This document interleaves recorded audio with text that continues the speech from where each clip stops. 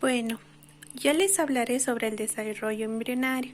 El desarrollo embrionario se da desde el día 1, la fecundación, hasta el día 56 o la octava semana. Bien, el día 1, la fecundación. La fecundación es un proceso por el cual se fusionan los gametos masculinos y femeninos. No se lleva a cabo en la región ampular de la trompa de falopio.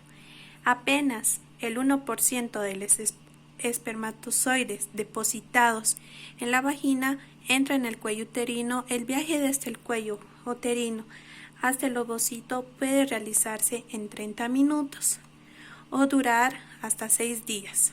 Los espermatozoides no pueden fecundar al ovocito uterino hasta inmediatamente después de llegar al aparato genital, donde experimentan un proceso de capacitación y de reacción acrosómica.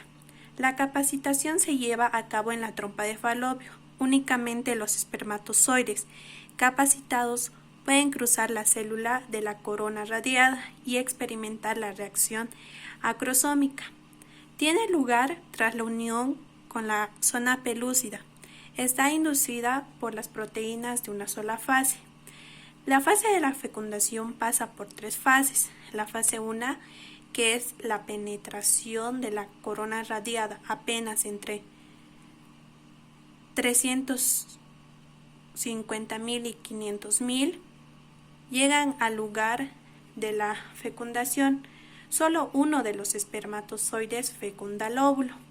La fase 2, penetración de la zona pelúcida. La liberación de las enzimas acrosómicas permite a los espermatozoides penetrar en la zona, así entrar en contacto con la membrana plasmática del ovocito. Fase 3, la fusión entre las membranas del ovocito y del espermatozoide. Inicialmente el espermatocito al óvulo se ve facilitada por la integración de proteínas. En el ovocito se fusionan así las membranas plasmáticas. Cuando el espermatozoide entra en el ovocito, este responde al instante en 3 formas. 1 sería la reacción cortical. 2, reanudación de la segunda división meiótica. Y 3, la activación metabólica del ovocito. Los resultados principales de la fecundación son el restablecimiento del número diploide de cromosomas. 2, determinación del sexo del nuevo individuo e inicio de la segmentación. Día 2, fase de 2 células o segmentación. Una vez que el cigoto alcanza la fase bicelular, pasa por una serie de divisiones mitónicas que aumenta el número de células. Esta se la reconoce con el nombre de blastómero. Este proceso de captación separa las células internas de las externas, los cuales se comunican ampliamente por regiones agrupadas. Alrededor del día 3, después de la fecundación, las células del embrión compactada vuelven a sus divisiones para producir una mórula. Esta consta de 16 células. En el día 4, blastocito incipiente. Más o menos cuando la mórula entra en la cavidad uterina a través de la zona pelúcida, empieza a penetrar líquido en los espacios intercelulares. Poco a poco los espacios intercelulares llegan a confluir y por último aparece una cavidad, el blastocele. En ese momento el embrión es un blastocito. Las células de la masa interna, ahora llamado centroblasto masa externa, es un blastocito de 107 células que muestra la masa celular interna y las células trofoblásticas.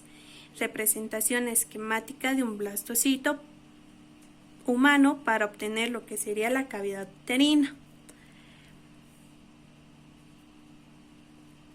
En el día 4,5 o el día 5 se denomina blastocito tardío. El blanco, las perlas blancas, señalan lo que es la masa celular interna y las perlas doradas señalan lo que es el trofoblasto. Ahora hablaremos sobre el día 8. La implantación. El útero pasa por 3 capas en el momento de la implantación. Uno, que es el endometrio, es la mucosa que reviste la pared cavidad interna. 2, miometrio, que es una capa gruesa de músculo liso.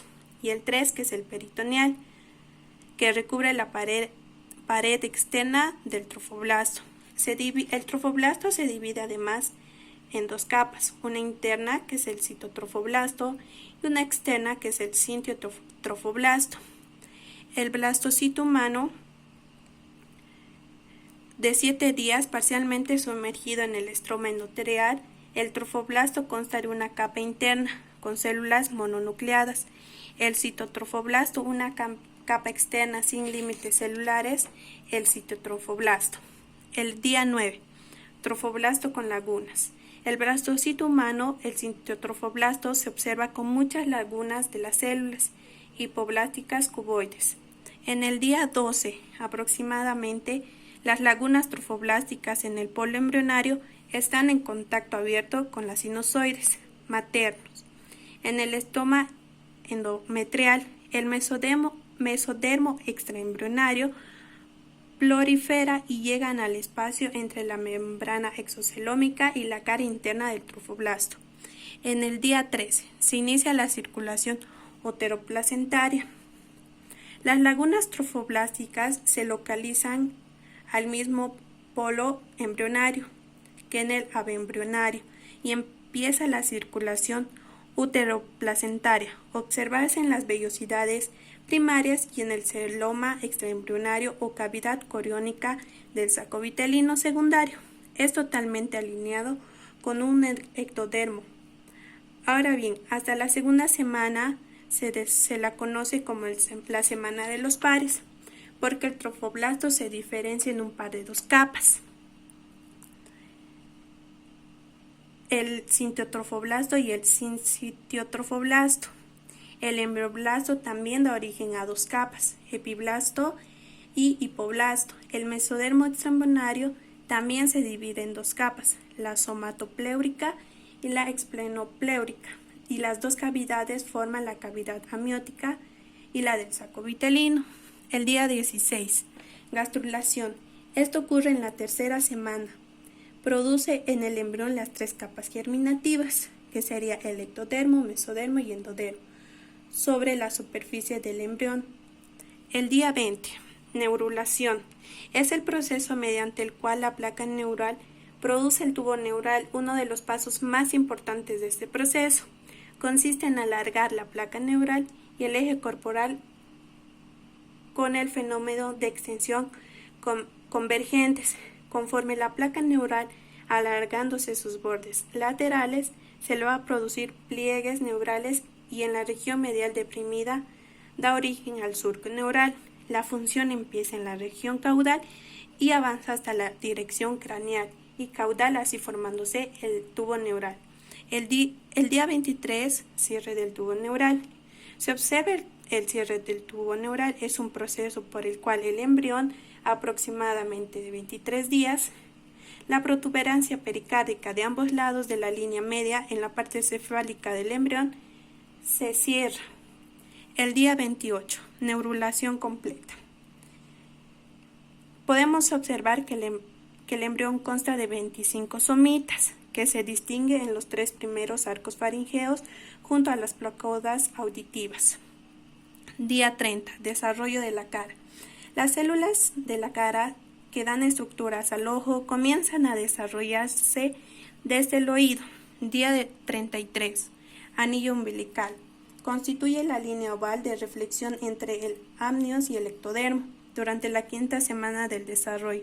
Las siguientes estructuras cruzan el anillo umbilical: un pedículo de fijación, 2 conducto vitelino y 3 el canal que conecta las cavidades intraembrionaria y extraembrionaria. Día 36, hernia umbilical fisiológica. Debido al crecimiento acelerado de las asas intestinales primitivas y el gran volumen del hígado fetal, la cavidad abdominal es demasiado estrecha para alojar las vísceras. Asas primitivas introducen al celoma el cordón umbilical. Día Día 41. Formación del tabique auricular. Al término de la cuarta semana de desarrollo, desde el techo de la aurícula se proyecta una cresta, lo cual representa la primera parte del septum primum. Las puntas de este tabique se dirigen a las almohadillas endocárdicas. Entre estas y el borde inferior del septum premium se forma la aventurada denominada como ostium premium. Día 42. Formación de los dedos. En este día, los miembros superiores comienzan a mostrarse y a diferenciarse regionalmente. Comienzan a formarse los rayos digitales de las manos de los embriones y muestran los movimientos espontáneos. Día 47. Los órganos genitales empiezan a desarrollarse, en este caso los órganos externos. El día 49. Dedos presentes, formación de los párpados. Los dedos de las manos se separan, están unidos por membrana. Los dedos de los pies también se separan. Aparecen movimientos coordinados de las extremidades. Se inicia la osificación de las extremidades y se desarrolla los párpados. Además que en este día la cabeza constituye el 50% de la superficie corporal. Eso sería todo. Muchas gracias.